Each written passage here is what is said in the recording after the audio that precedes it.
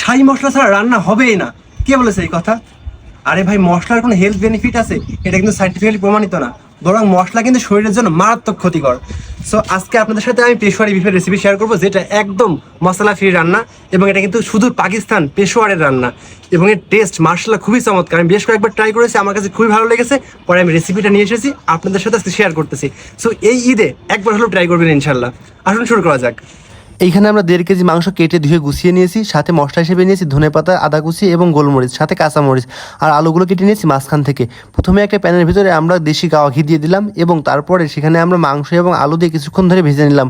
মোটামুটি হালকা পানি ছেড়ে দেওয়ার পরে সেখানে আমরা বাকি মশলাগুলো দিয়ে দিলাম। মশলাগুলো দিয়ে দেওয়ার পরে আমরা হালকা গরম পানি 1 কাপ অ্যাড করে দিলাম, এবং এই পর্যায়ে আমরা আবারও 1 চামচ ঘি দিয়ে দিব।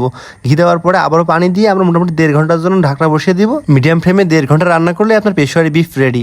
দেন গরম গরম নরম নরম রুটির সাথে পেশোয়ারি বিফ পরিবেশন করুন, খাইতে অসাধারণ টেস্ট লাগবে।